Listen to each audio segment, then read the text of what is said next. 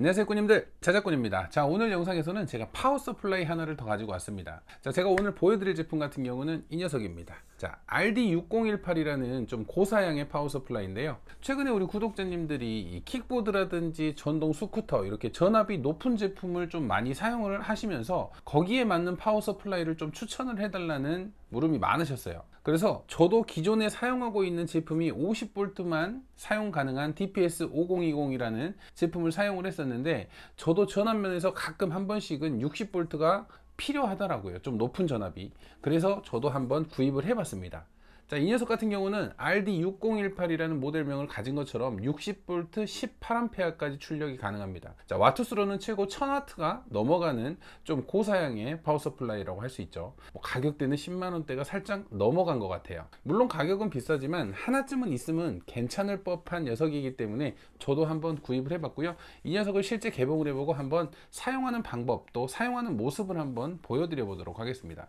자, 구성품 같은 경우는 이렇게 본체가 있고요, 그리고 온도 센서 케이블, 그리고 와이파이 수신 모듈, 그리고 예비 표주가 들어가 있습니다. 자, 일단은 본체를 한번 살펴보면 본체 같은 경우는 완성품이 아닙니다. 그래서 뒤쪽을 돌려보면 이렇게 회로가 다 노출이 되어 있기 때문에 눌림이나 이런 부분을 좀 조심하셔야 되고요. 추후에 이제 뭐 케이스에 우리가 파워와 함께 이렇게 조립을 하시면 이쪽 부분을 노출이 안 되게끔 조립을 해서 사용을 하면 되는 방식입니다. 저 같은 경우도 추후에 케이스를 만들어서 이 제품을 매립을 시킬 거니까요, 그때 매립하는 모습은 보여드리도록 하고요. 오늘은 작동시키는 모습을 한번 보여드려 보도록 하겠습니다. 자, 먼저 이 파워 서플라이 같은 경우는 단독적으로 이 회로만 있어서는 작동이 안 되고요, 별도의 이런 파워가 필요합니다. 그래서 파워를 따로 구입하시고 사용을 하셔야 되고요.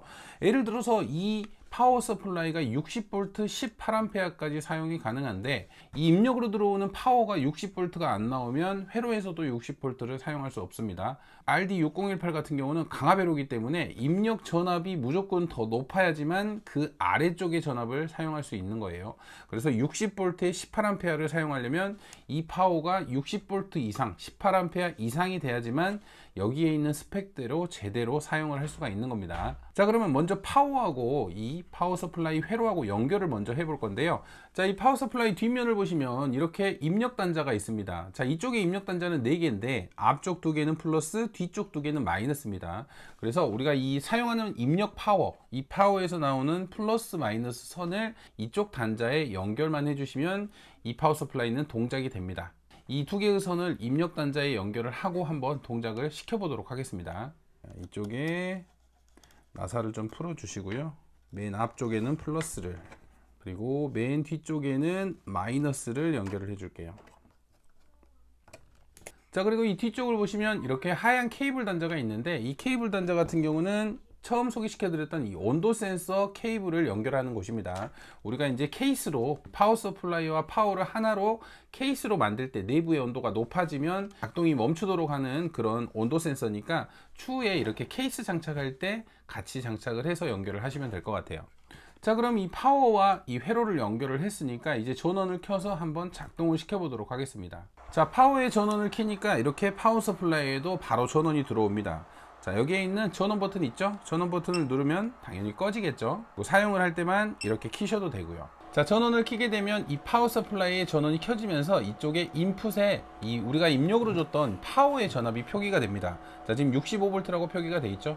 저 같은 경우는 65V 짜리 파워를 사용을 했기 때문에 지금 RD6018이라는 60V를 전부 다 사용할 수가 있는 거예요. 아까 말씀드린 대로 이 회로는 강압회로이기 때문에 입력 전압보다 낮은 전압만 사용할 수 있다는 거 참고하시면 되고요. 자, 지금부터 이쪽에 있는 버튼을 먼저 설명을 드릴게요. 처음에는 이 버튼들이 너무 많아서 복잡할 수도 있겠다라고 생각하실 수도 있는데 생각보다 그렇게 복잡하진 않습니다. 자, 그럼 가장 먼저 가장 많이 사용하는 전압과 전류 조정하는 방법을 알려드리도록 하겠습니다. 자, 이쪽을 보시면 Iset, Vset 이렇게 표기가 되어 있는데, Iset 같은 경우는 전류를 조정하는 거고요, Vset 같은 경우는 볼트를 조정하는 겁니다. 그래서 내가 원하는 전압, 예를 들어서 12.6V로 사용하고 싶다 그러면 볼트를 한번 누르면 이렇게 녹색불이 들어와요. 이 녹색불이 들어왔을 때만 조정이 가능해요. 이 녹색불을 누르고 이 다이얼을 돌려서 올려주시면 이렇게 전압이 한 칸씩 올라가죠. 자, 근데 가장 끝부분에 커서가 있기 때문에 너무 작게 올라가요.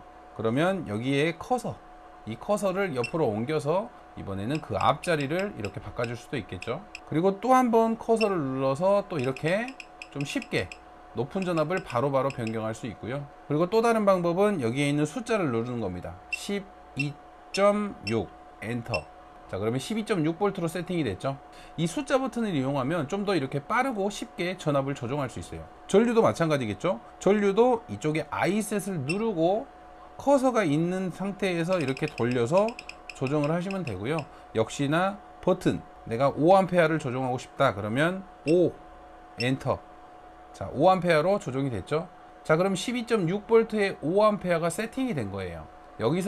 여기는 우리가 전체 전원이잖아요. 여기에 온오프가 있는데 온오프를 누르시면 이제 이렇게 전압이 출력이 됩니다. 자, 이렇게 전압은 표시가 되는데 전류값은 우리가 배터리나 또는 부하가 연결이 안 됐기 때문에 0A로 뜨는 거고요. 지금 5A로 세팅은 된 겁니다. 그래서 배터리를 연결을 하면 5A로 충전을 해줄 거고요.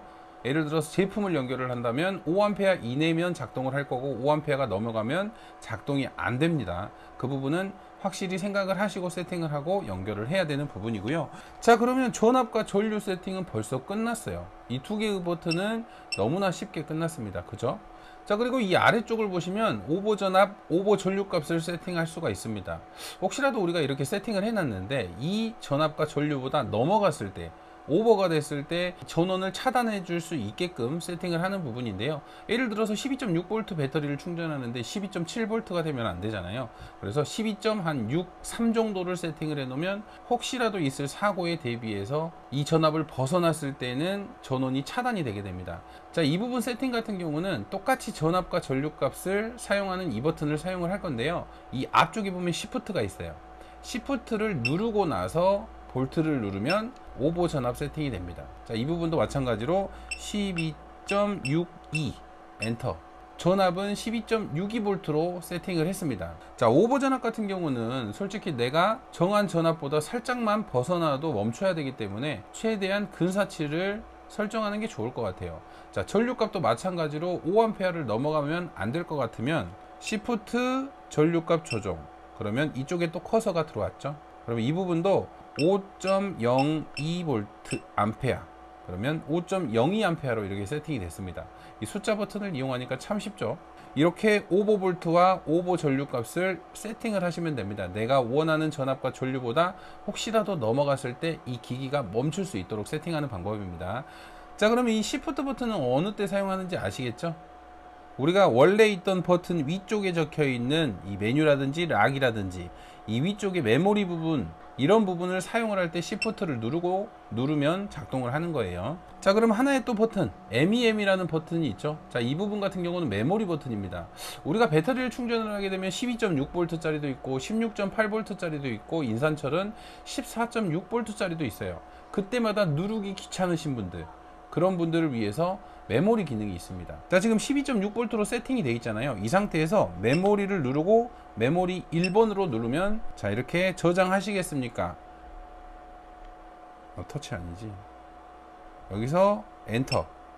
자, 그러면 메모리 1번에 12.6V 지금 해놓은 세팅이 들어가 있는 거예요. 자, 그럼 메모리 2번에도 또 다른 전압을 해서 1번과 2번을 번갈아 가면서 눌러 볼게요. 자, 지금 이 상태에서 또 전압을 바꿔 볼게요. 전압을 16.8V에 암페어 같은 경우는 10A.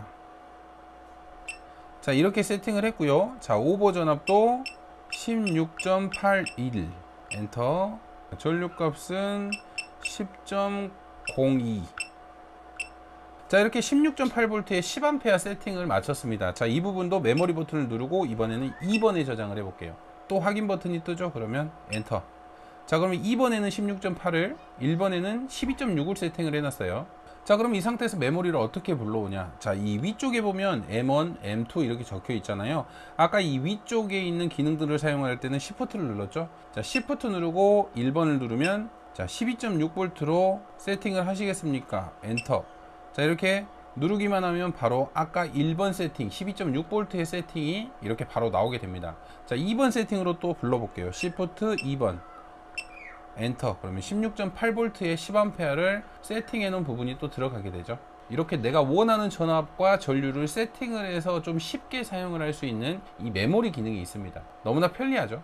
그리고는 뭐 별다른 기능은 없어요. 이게 이 4개만 알면 전부 다 이 제품의 기능을 다 사용한다고 보시면 될 것 같아요.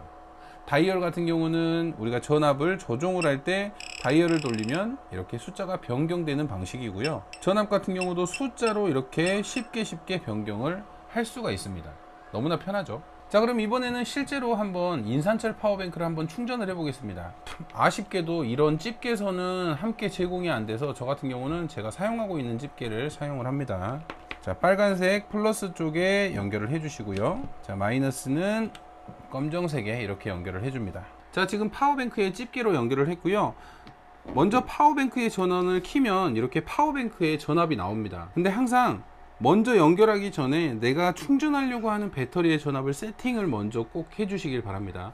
혹시라도 방금 전에 파워뱅크 전압보다 낮은 전압이 들어가면 역전압으로 쉽게 고장이 나기 때문에 내가 충전하려고 하는 배터리의 전압을 먼저 꼭 세팅을 해야 돼요. 지금 이 파워뱅크 같은 경우는 인산철이기 때문에 14.6V의 전압으로 세팅을 할게요. 자, 이렇게 14.6V에 10A 세팅이 됐습니다. 10A 세팅으로 한번 이 파워뱅크를 충전을 해 볼게요. 자, 그럼 먼저 전원을 한번 켜볼게요. 자, 14.6V가 출력이 되면서 지금 파워뱅크는 아직 충전을 안 하고 있어요. 파워뱅크 전원을 안 켰기 때문에. 자, 파워뱅크의 전원을 키면 이제 전류값이 들어갈 거예요. 자, 전원을 키는 순간 자, 10A로 충전을 하고 있죠. 이쪽에 CC라고 표시가 되면서 지금 배터리를 충전하고 있는 표시를 해줘요. 나는 14.6V로 세팅을 했는데 왜 13.89까지 떨어지죠? 자, 전압은 14.6V로 줬지만 이 배터리 파워뱅크의 전압하고 지금 14.6V하고 두 개의 전압 차이에서 발생하는 이 전류값이 10A에 해당하는 전압이 13.9V이기 때문에 지금 이렇게 13.9V로 표시가 됩니다. 우리가 충전이 되면 될수록 전류값은 10A니까 이 전압이 이렇게 한 계단 한 계단 올라가면서 마지막은 14.6까지 올라가게 됩니다. 안 그러면 14.6과 지금 파워뱅크의 전압은 10A 이상이 차이가 나기 때문에 지금은 10A로 충전을 해줘야 되기 때문에 전압을 낮춰서 전압을 조금씩 올려가면서 10A에 맞는 전압으로 충전을 해주는 거예요. 그리고 14.6V가 됐을 때는 이제 전류값을 반대로 줄여가면서 0A까지 가면서 만충을 시키는 거고요. 이게 충전기의 방식입니다. 제가 이 RD6018이나 6012를 사용하면서 느낀 점이 열이 되게 안 나는 편입니다. 팬도 조용한 편이고요. 제가 그동안 사용해 본 제품 중에는 열이 가장 안 나는 것 같아요. 자, 충전 아주 잘 되고 있네요. 자, 방금 보신 것처럼 이렇게 버튼으로 전압 전류값을 조정을 하니까 되게 편한 것 같습니다. 이 메모리 기능도 되게 편하고 우리가 다이얼 방식보다는 이 숫자로 누를 수 있는 방식이 훨씬 더 편하게 느껴졌어요. 자, 방금 전에 충전을 해봤으니까 이번에는 제품을 구동하는 모습, 우리가 테스트하는 모습, 그리고 제품의 소비 전력을 확인하는 모습을 한번 보여드릴게요. 가장 먼저 제품을 연결을 하실 때는 그 제품이 몇 볼트에 작동하는지 먼저 알고 연결을 해야 됩니다. 자, 이 LED 같은 경우는 12.6V에 작동하는 집어등이거든요. 그래서 이 집어등을 한번 12.6V 세팅을 하고 몇 와트를 먹는지 한번 확인을 해 보도록 하겠습니다. 자, 12.6V를 이제 세팅을 해 줄게요. 자, 12.6V 같은 경우는 전압 12.6, 전류값은 이 집어등이 10A가 넘어갈 수도 있으니까 전류값을 좀 올려 볼게요. 전류값은 15A로 세팅을 하겠습니다. 자, 이 상태로 이제 전원을 키면 이 LED가 작동을 하거든요. 자, 전원을 켜 볼게요. 자, 지금 여기 보시는 것처럼 142W를 먹습니다. 암페아로는 11A. 140W를 사용하는 제품이라는 것을 확인을 할 수가 있어요. 이렇게 우리가 사용하는 제품이 몇 와트를 먹는지 몇 암페아를 먹는지 소비 전력을 확인할 수가 있습니다. 자, 이 소비 전력을 확인할 수 있다는 것은 방금 전에 우리가 이 제품이 11A를 먹잖아요. 그러면 1시간당 배터리를 11A를 소비를 하는 거예요. 그러면 10시간을 사용한다면 110A가 필요하겠죠. 이런 식으로 제품의 소비 전류 값을 알면 제품의 사용 시간을 계산할 수가 있어요. 구동을 해서 정상적으로 작동이 되는지도 확인해 볼 수 있고요. 자, 이렇게 우리가 사용하는 제품의 소비 전력 값을 방금 전에 확인을 해 봤습니다. 그러면 사용 시간을 계산할 수 있고 또 이 제품이 정상적으로 작동을 하는 제품인지 확인을 할 수가 있는 거예요. 자, 파워 서플라이는 충전도 되지만 이렇게 제품을 구동 테스트 하는데도 너무나 필요한 제품이에요. 그래서 우리가 자작을 하는데 하나쯤은 꼭 있어야 된다고 생각하는 필수 품목 중에 하나라고 생각을 합니다. 자, 파워 서플라이 종류가 많지만 그래도 이 제품 RD6018이라는 제품은 그래도 지금까지 나온 스펙 중에 좀 높은 사양에 해당되니까요. 혹시라도 필요하신 분들은 이런 제품 하나 구매를 하셔가지고 배터리 충전이나 또는 이렇게 제품 구동 테스트에 사용하시면 너무나 편리하게 사용이 되니까요. 필요하신 분에게 도움이 되는 영상이 됐으면 좋겠네요. 자, 오늘도 영상 시청해 주셔서 감사하고요. 다음에도 좋은 영상으로 찾아뵙도록 하겠습니다. 감사합니다.